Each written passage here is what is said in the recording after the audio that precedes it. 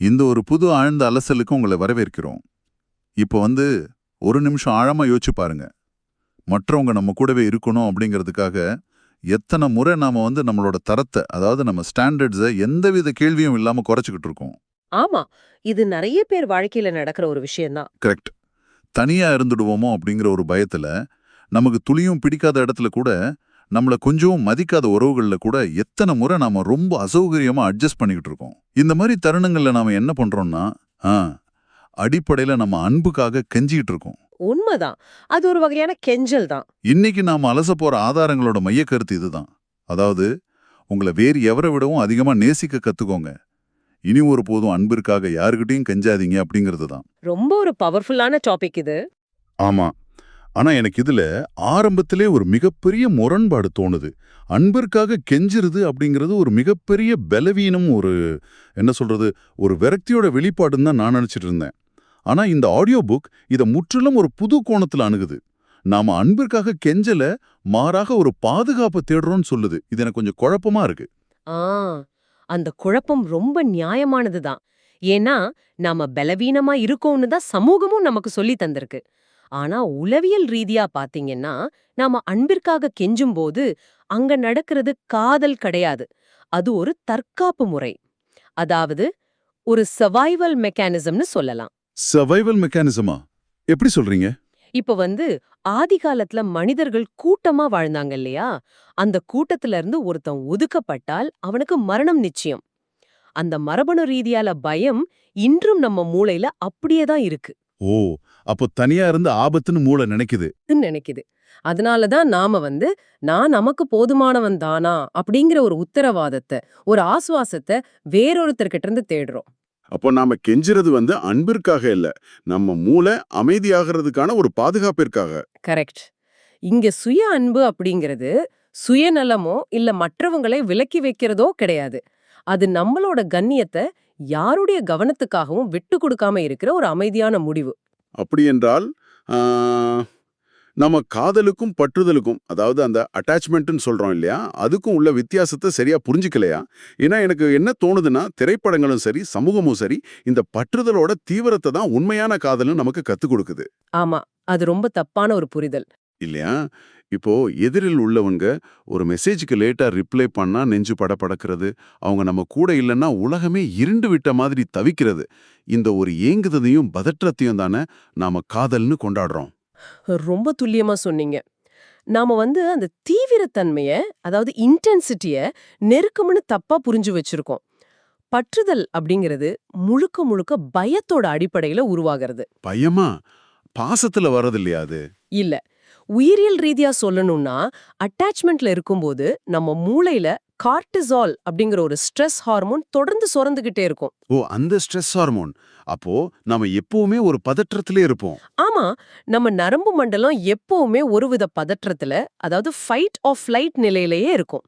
எதிராளியோட ஒரு சின்ன முகபாவனை மாறினா கூட மூளையோட அமிக்டாலா அதை ஒரு மிகப்பெரிய ஆபத்தா பதிவு செய்யும். அதான் அந்த என்னை விட்டு போய் விடாதே அப்படின்னு கெஞ்சுற நிலைமைக்கு நம்மள கொண்டு போகுதா? கண்டிப்பா. அது நம்ம நாளோட ஒட்டுமொத்த சந்தோஷத்தையும் மற்றவர்களோட பதில பொறுத்து மட்டுமே தீர்மானிக்கும். ஆனா உண்மையான அன்பு அப்படிங்கிறது சுதந்திரமானது. அது நரம்பு மண்டலத்தை ரொம்ப அமைதிப்படுத்தும். அது ஆக்சிடோசின்னு சொல்லப்படுற ஒரு பாதுகாப்பு உணர்வை தரும். அதாவது, நான் உன்னை தேர்ந்தெடுக்கிறேன், ஆனா நீ இல்லைனாலும் நான் நானாவே இருப்பேன்னு சொல்றது. எக்ஸாக்ட்லி. அதுதான் உண்மையான காதல். இது நீங்க சொல்லும்போது எனக்கு ஒரு ஒப்பீடு ஞாபகத்துக்கு வருது. பற்றுதல் அப்படிங்கிறது தாகமா இருக்கும்போது கடல் நீரை குடிக்கிற மாதிரி இருக்கு. ரொம்ப அருமையான உதாரணம். ஆமா, கடல் நீரை குடிக்கும்போது ஏதோ தண்ணி குடிக்கிற மாதிரி ஒரு தற்காலிக திருப்தி கிடைக்கும். ஆனா அது உண்மையிலே உடலை மேலும் வறட்சி அடைய செஞ்சு உங்களை இன்னும் மோசமான தாகத்துக்கும் பதட்டத்துக்கும் தள்ளிடும். கரெக்ட். ஆனா உண்மையான அன்புங்கிறது சுத்தமான நன்னீரை குடிக்கிற மாதிரி. அது தாகத்தை தணிச்சு உடலை அமைதிப்படுத்தும். ஆனா எனக்கு புரியாத விஷயம் ஒண்ணு இருக்கு. இந்த நரம்பு மண்டல பதற்றம் இவ்வளவு வலிய தருது, இவ்வளவு சோர்வடைய செய்யுதுன்னா, ஏன் நம்ம மூளை தொடர்ந்து அந்த கடல் நீரையே குடிக்க தேர்ந்தெடுக்குது? இந்த மனநிலை எங்க இருந்து தொடங்குது? அதுக்கான விடை நம்மளோட குழந்தை பருவத்துல தான் இருக்கு. இது நம்ம கத்துக்கிட்ட ஒரு நடத்தை. இப்போ பல வீடுகள்ல பாத்தீங்கன்னா, அன்பு அப்படிங்கிறது எந்த நிபந்தனையும் இல்லாம கிடைக்கிறது இல்ல. அதாவது கண்டிஷனல் லவ்னு சொல்றீங்களா? ஆமா. நீ நல்ல மார்க் எடுத்தா உனக்கு அன்பு கிடைக்கும், இல்லன்னா நீ சத்தம் போடாம யாருக்கும் தொந்தரவு தராம அமைதியா இருந்தா நீ நல்ல குழந்தை. இப்படி நிபந்தனைகளோட வளர்க்கப்படுற குழந்தைங்க அன்பு அப்படிங்கிறது ஒரு பரிவர்த்தனைன்னு ஆழமா நம்ப தொடங்குறாங்க. ஓ, அப்போ அவங்க இயல்பான குணங்களை மறைச்சிக்கிறாங்க. கரெக்ட். அவங்க தங்களோட இயல்ப மறைச்சிட்டு பெரியவங்களோட முகபாவனைகளையும் அவங்க குரலோட ஏற்ற இறக்கங்களையும் கவனிச்சு அதுக்கேத்த மாதிரி தங்கள மாத்திக்க பழகிடுறாங்க. இந்த குழந்தைங்க தான் பெரியவங்க ஆன பின்னும் அதே தந்திரங்களை பயன்படுத்துறாங்க.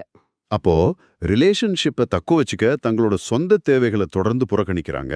ஆமா, இதத்தான் உளவியல்ல சுய கைவிடல் இல்லனா செல்ஃப் அபாண்டன்மெண்ட் அப்படின்னு சொல்றாங்க. ஒரு நிமிஷம் இருங்க, இங்கதான் எனக்கு ஒரு பெரிய கேள்வி வருது.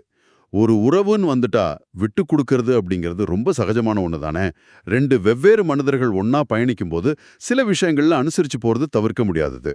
நான் எனக்காக மட்டுமே யோசிப்பேன்னு சொல்றது எப்படி சரியான உறவா இருக்க முடியும்? அது ஒரு நியாயமான கேள்விதான். இது எப்போ ஆரோக்கியமான விட்டு கொடுத்தல் அப்படிங்கிற நிலையிலிருந்து மாறி நீங்க சொல்ற அந்த சுய கைவிடலா மாறுது? இப்ப பாத்தீங்கன்னா விட்டு கொடுக்கறது அப்படிங்கிறது ரெண்டு தரப்பிலும் பரஸ்பரமா நடக்கிறது. அது அன்போட அடிப்படையிலயும் புரிதலோட அடிப்படையிலயும் உங்களோட அடிப்படை மதிப்புகளை இழக்காம செய்யற ஒரு சமரசம். ஓகே. ஆனா இந்த சுய கைவிடல் அப்படிங்கிறது ஒருதலை பட்சமானது. சண்டை வந்துடக்கூடாதே அப்படிங்கிற ஒரு பயத்துக்காகவோ இல்ல அவங்க நம்மள விட்டு விலகிடுவாங்களோ அப்படிங்கிற அச்சத்துக்காகவோ நீங்க உங்க உணர்வுகளை முன்கூட்டியே நீங்களே அழிச்சுக்கிறது தான் சுய கைவிடல். ஓ, அதாவது நமக்கு ஒரு விஷயம் வலிய தருதுன்னு உள் மனசு கத்திக்கிட்டு இருக்கும், ஆனா நாம அதை வெளியே சொல்லாம சிரிச்சுக்கிட்டு இருக்கிறது. எக்ஸாக்ட்லி. முரண்பாடுகளை தவிர்க்கிறதுக்காக உங்க குரலை நீங்களே நசுக்கிறது. இது ஒரு நாள் இல்ல 2 நாள் நடக்கிற விஷயம் கிடையாது. தொடர்ந்து இதை செய்யும்போது உங்களோட சுயமரியாதை மெதுவா சாகத் தொடங்கும். உங்க உடலுக்குள்ளேயே ஒருவித கோபமும் மனக்கசப்பும் சேரத் தொடங்கும். ஆமா, நான் இவ்வளவு சேரனே, எனக்காக ஒருத்தரும் இல்லையே அப்படிங்கிற ஒரு மிகப்பெரிய ஆதங்கம் நம்மள உருக்க தொடங்கும். கண்டிப்பா. ஆமா, அந்த ஆதங்கத்தை நாம பலர்கிட்ட பார்த்திருக்கோம், ஏன் நாமே கூட பல நேரங்கள்ல உணர்ந்திருக்கோம். ஆனா இங்கதான் மனித மூளை ஒரு விசித்திரமான விளையாட்டை விளையாடுதுன்னு நினைக்கிறேன். இந்த ஆதங்கத்தையும் வலியையும் மறைக்க நாம கையாள்ற இன்னொரு தந்திரத்தை பத்தி இந்த புத்தகம் பேசுது.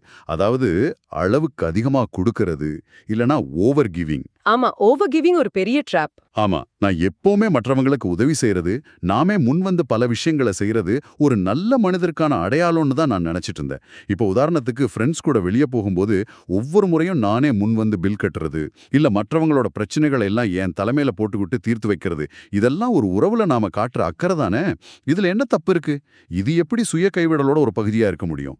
வெளிப்பார்வைக்கு இது மிகப்பெரிய தியாகம் போலவும் அபரிமிதமான அன்பு போலவும் தோற்றமளிக்கும். ஆனா இதோட ஆணிவேர ஆராய்ந்து பாத்தீங்கன்னா அங்க இருக்கிறது அன்பு கிடையாது, பயம். பயமா? ஓவர் கிவிங் எப்படி பயமாகும்? அளவுக்கு அதிகமா கொடுத்துறது அப்படிங்கிறது உண்மையில நிராகரிப்பை தவிர்க்கிறதுக்கான ஒரு இன்சூரன்ஸ் மாதிரி. நீங்க முன்வந்து எல்லாத்தையும் செய்யும்போது உங்க ஆழ்மனது சொல்ற செய்தி இதுதான்: பாரு, நான் உனக்கு எவ்வளவு உபயோகமா இருக்கேன், நான் இல்லாம உன்னால ஒரு காரியமும் செய்ய முடியாது, அதனால தயவு செஞ்சு என்ன நிராகரிச்சிடாதே அப்படிங்கிறது தான். வாவ், இது உண்மையிலேயே ஒரு கசப்பான உண்மை. நான் ரொம்ப நல்லவனா இருக்கேன்னு நினைச்சுக்கிட்டு உண்மையில அவங்கள நான் உணர்ச்சி பூர்வமா எனக்கு கடனாளியாக்க முயற்சிக்கிறேனா? ஆமா, அது மட்டும் இல்ல, இப்படி எல்லை இல்லாம நீங்க கொடுக்கும்போது எதிர்த்தரப்புல உள்ளவங்க அந்த உறவுல முதலீடு செய்யறதுக்கான வாய்ப்பையே நீங்க அழிச்சிடுறீங்க. ஒரு செடிக்கு தேவையான தண்ணியை விட அதிகமா ஊத்துனா அந்த செடியோட வேர்கள் அழுகிடும் இல்லையா? அது போலதான் உறவுகளும். கரெக்ட். அப்போ இதுக்கு என்னதான் தீர்வு? இதுக்கு தீர்வா உணர்ச்சி பூர்வமான சுதந்திரத்தை, அதாவது இமோஷனல் இண்டிபெண்டன்ஸை வளர்த்துக்க ஆழமா வலியுறுத்துறாங்க. ஒரு உணர்வு ஏற்படும் போது உடனடியா எந்தவித சிந்தனையும் இல்லாம ரியாக்ட் பண்ணாம ஒரு சின்ன இடைவெளி விட்டு சிந்திச்ச பின் ரெஸ்பாண்ட் பண்றது. ஆனா உணர்ச்சி பூர்வமான சுதந்திரம் அப்படிங்கிற வார்த்தையை கேட்கும்போது அது ஒருத்தரை உணர்ச்சியற்றவராவோ யார் கூடயும் ஒட்டாத ஒரு மிஷின் போலவோ மாத்திடாதா? அப்படி இல்ல. இப்போ ஒரு கோபமோ துக்கமோ வரும்போது அதை உடனே வெளிப்படுத்தாம தடுத்து நிறுத்துறது அப்படிங்கிறது ஒரு வகையான சப்ரஷன் மாதிரி தானே தோணுது.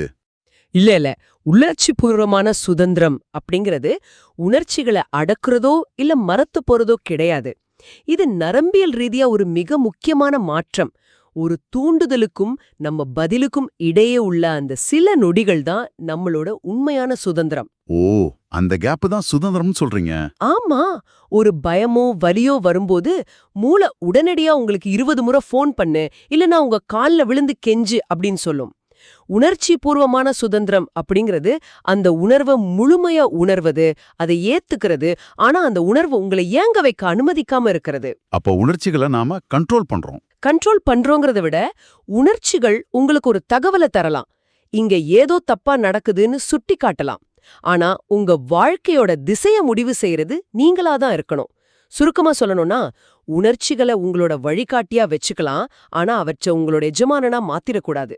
அருமையான விளக்கம். உங்களுக்குள்ள ஒரு வலி எழும்போது உடனடியா மற்றவங்க கிட்ட போய் என்ன ஆற்றுப்படுத்துங்கன்னு கெஞ்சாம, நான் பாதுகாப்பா இருக்கேன், இந்த வலியை என்னால கையாள முடியும்னு உங்களுக்கு நீங்களே உறுதி அளிக்கிறது தான் அந்த சுதந்திரம் இல்லையா? எக்ஸாக்ட்லி அதேதான். இது கேட்கறதுக்கு ரொம்ப வலிமையான ஒரு விஷயமா இருக்கு. அதாவது உணர்ச்சிகளை காரோட பின் சீட்ல உட்கார வச்சுட்டு ஸ்டேரிங்கை நாம பிடிக்கிற மாதிரி. ஆனா இதை செயல்படுத்த தொடங்கும் போது ஒரு மிகப்பெரிய இருட்டு நம்மள சூழ்றதை நம்ம உணர முடியும். ஆமா, அது ரொம்ப கஷ்டமான ஒரு ஃபேஸ். நாம அளவுக்கு அதிகமா கொடுக்கறத நிறுத்துற கணம், மற்றவங்கள தேடி ஓடுறத நிறுத்துற கணம், அங்க ஒரு நிசப்தம் உருவாகுது.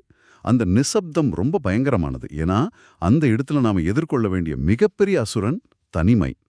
பல நேரங்கள்ல நம்ம மோசமான உறவுகள்ல ஒட்டிக்கிட்டு இருக்கிறதுக்கு அந்த தனிமையை பத்தின பயம்தான் முக்கிய காரணம் இல்லையா? உண்மைதான். ஆனா நாம புரிஞ்சுக்க வேண்டிய ஒரு நுட்பமான உளவியல் உண்மை என்னன்னா, நம்ம தனிமையை நினைச்சு பயப்படுறது இல்ல. அப்புறம் எதை நினைச்சு பயப்படுறோம்? அந்த தனிமையில இருக்கும்போது நமக்குள்ளே மேலெழுந்து வர்ற அந்த கசப்பான உணர்வுகளை பார்த்து தான் பயப்படுறோம். நாம எப்பவுமே மற்றவங்களோட பிஸியா இருக்கிறது மூலமா நமக்குள்ள இருக்கிற சில வெற்றிடங்களை மறைச்சு வச்சிருக்கோம். தனிமை வரும்போது அந்த வெற்றிடம் விஸ்வரூபம் எடுக்குது. ஓ, அப்போ தனிமை வந்தா நம்மளோட உண்மையான பிரச்சனைகளை ஃபேஸ் பண்ண வேண்டியிருக்கும். ஆமா, அந்த வெற்றிடத்தை நாம நிராகரிக்கப்பட்டதற்கான அடையாளமா, நமக்கிட்ட ஏதோ குறை இருக்கு அப்படிங்கறதற்கான சான்றா கற்பனை பண்ணிக்கிறோம். ஆனா தப்பிச்சு ஓடாம அந்த தனிமையில அமைதியா அமர்ந்திருக்க பழகினா என்ன ஆகும் தெரியுமா? அந்த தனிமை உங்களை பயமுறுத்துற ஒரு இருட்டறையா இல்லாம உங்களை நீங்களே மீண்டும் கண்டறியற ஒரு வெளிச்சமான களமா மாறும். வாவ். அந்த புள்ளியில தான் நீங்க உங்களுக்கான எல்லைகளை, அதாவது பவுண்டரிஸ வகுக்க தொடங்குவீங்க. இந்த எல்லைகள் தான் சுய அன்போட ஆகச்சிறந்த வடிவம். பவுண்டரிஸ். இந்த வார்த்தையை இப்போ எங்க பார்த்தாலும் கேட்க முடியுது. ஆனா இத பலரும் எப்படி புரிஞ்சுக்கிறாங்கன்னா, தங்களை சுத்தி ஒரு பெரிய செங்கல் சுவரை கட்டிக்கிட்டு யாரையும் உள்ள விடாம தடுத்து நிறுத்துற மாதிரி. அது ஒரு தனிமைச்சிறை மாதிரி எனக்கு தோணுது. எல்லைகள் அப்படிங்கிறது அப்படிப்பட்டதா? அது ஒரு மிக தவறான புரிதல். எல்லைகளை ஒரு செங்கல் சுவரோட கம்பேர் பண்ணாதீங்க. அத உங்க உடலோட இம்யூன் சிஸ்டமோட, அதாவது நோய் எதிர்ப்பு மண்டலத்தோட ஒப்பிட்டு பாருங்க. ஓ, இம்யூன் சிஸ்டம். இது சுவாரஸ்யமா இருக்கே. இப்போ நோய் எதிர்ப்பு மண்டலம் எல்லா பொருட்களையும் உடலுக்குள்ள வரவிடாம தடுக்கிறதில்ல. அது ரொம்ப புத்திசாலித்தனமானது. அது உடலுக்கு தேவையான ஊட்டச்சத்துக்களையும் நல்ல பாக்டீரியாக்களையும் உள்ள அனுமதிக்கும். ஆனா நோயை உண்டாக்குற வைரஸ்களையும் கெட்ட பாக்டீரியாக்களையும் தடுத்து நிறுத்தும். கரெக்ட். எல்லைகளும் அப்படிதான். அவை உங்களை உலகத்திலிருந்து தனிமைப்படுத்தாது, மாறாக உங்களை பயன்படுத்திக்கிற மனிதர்களையும் உங்களோட எனர்ஜியை உறிஞ்சிற உறவுகளையும் மட்டுமே வடிகட்டும். உண்மையான அன்புக்கும் நேர்மையான உரையாடல்களுக்கும் அந்த எல்லைகள் எப்பவுமே திறந்தேதான் இருக்கும். இந்த நோய் எதிர்ப்பு மண்டலம் அப்படிங்கிற ஒப்பீடு மிக சரியா பொருந்துது. எல்லைகள் அப்படிங்கிறது சிறைச்சாலை சுவர் கிடையாது. அது நம்ம வீட்டோட வேலி மாதிரி. கதவு எங்க இருக்குன்னு மற்றவங்களுக்கு தெரியும். ஆனா நடைமுறையில இதை கொண்டு வரும்போது வர்ற ஒரு பெரிய சிக்கல் குற்ற உணர்ச்சி தான். ஆமா, அந்த கில்ட் பெரிய பிரச்சனை தான். பல வருஷமா ஒரு உறவுல எல்லாத்தையும் நாமே செஞ்சு பழகிட்டு, இல்ல எப்படியாவது அவங்கள சமாதானப்படுத்தி பழகிட்டு, திடீர்னு ஒரு நாள் இல்ல என்னால இதை செய்ய முடியாதுன்னு எல்லை வகுக்கும்போது எதிரில் உள்ளவங்க கோபப்படுவாங்க. அந்த கோபத்தை பார்க்கும்போது, ஐயோ நாம ஏதோ பெரிய தப்பு செஞ்சிட்டோமே, சுயநலமா நடந்துக்கிறோமே, இதனால அவங்க நம்மளை விட்டு போயிடுவாங்களோ அப்படிங்கிற கடுமையான குற்ற உணர்ச்சி வருதே. அதை எப்படி கையாள்றது? அந்த குற்ற உணர்ச்சியை பத்தி நம்ம ஆழமா பேசணும். குற்ற உணர்ச்சி வரும்போது நம்ம ஏதோ ஒரு தார்மீக தவற செஞ்சுட்டோன்னு மூளை நம்புது. ஆனா உளவியல் ரீதியா பாத்தீங்கன்னா இந்த இடத்துல எழும் குற்ற உணர்ச்சி அப்படிங்கிறது நம்ம தவறு செஞ்சதுக்கான அறிகுறி கிடையாது. பின்ன வேற என்ன அறிகுறி அது? பல வருஷமா மற்றவங்களை திருப்திப்படுத்தி பழகிய நம்ம நரம்பு மண்டலம் தனக்கு பழகாத ஒரு புதிய செயலை செய்யும் போது ஏற்படுற ஒரு விதமான பின்வாங்கல் அறிகுறி தான் இது. அதாவது ஒரு வித்ட்ராயல் சிம்டம். ஓ, ஒரு அடிக்ஷன்ல இருந்து வெளியே வரும்போது வர வித்ட்ராயல் சிம்டம் மாதிரியா? கரெக்டா சொன்னீங்க. காலங்காலமா நான் அப்படிங்கறத அழிச்சு நாம் அப்படிங்கறதுக்காகவே வாழ்ந்து பழகிய ஒரு மூளை திடீர்னு எனக்கு இது பிடிக்கலன்னு சொல்லும்போது குழப்பமடைந்து அலாரம் அடிக்குது. அதனாலதான் அந்த குற்ற உணர்ச்சி எழுகிறது. அப்போ அந்த நேரத்துல நாம பின்வாங்க கூடாது. கண்டிப்பா கூடாது. இந்த எல்லைகள் வைக்கிறது மூலமா நீங்க உண்மையான அன்பை கொண்ட யாரையும் இழக்கிறது கிடையாது. உங்க சமரசங்களை மட்டுமே இதுவரைக்கும் விரும்பினவங்க, உங்களை பயன்படுத்திக்கிட்டவங்க மட்டுமே உங்களை மட்டும் விலகுவாங்க. இது ஒரு இழப்பே இல்ல. இது உங்க வாழ்க்கைய சுத்தப்படுத்துற ஒரு ஃபில்டரிங் ப்ராசஸ்.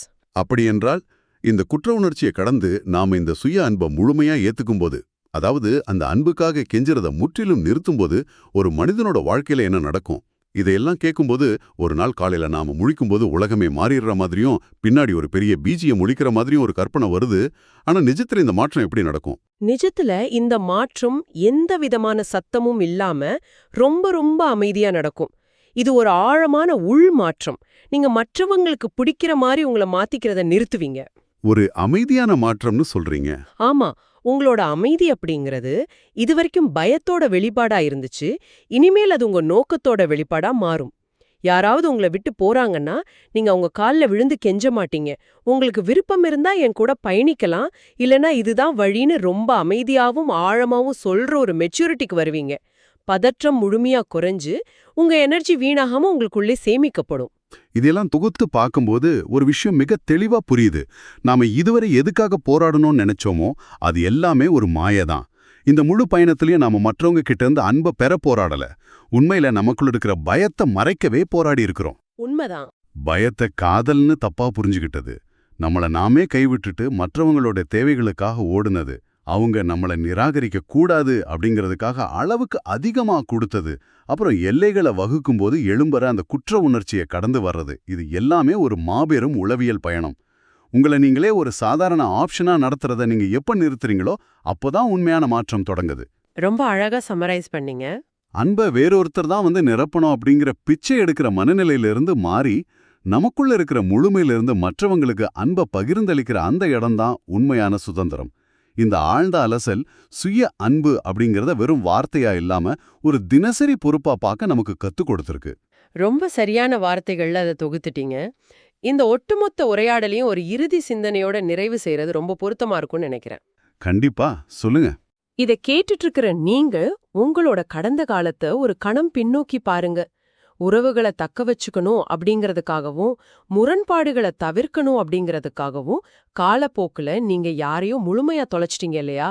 இத்தனை நாளா நீங்க யாரையோ இழக்கக்கூடாதுன்னு பயந்து ஒவ்வொரு நாளும் கெஞ்சிக்கிட்டு இருந்தது அந்த வெளிநபர்கள் கிட்ட இல்ல, மற்றவங்களை திருப்திப்படுத்துற அந்த முடிவற்ற முயற்சியில நீங்க என்றோ தொலைச்சிட்ட உங்களோட உண்மையான சுயத்திடம்தான். வாவ், ரொம்ப ஆழமான சிந்தனை. ஆமா, இன்னைக்கு எந்த பயமும் இல்லாத, யாருடைய அங்கீகாரமும் தேவைப்படாத அந்த உண்மையான உங்களை நீங்க மீண்டும் சந்திச்சா அந்த முதல் சந்திப்பு எப்படி இருக்கும்? அங்க நீங்க என்ன பேசுவீங்க? இத பத்தி கொஞ்சம் அமைதியா சிந்திச்சு பாருங்க.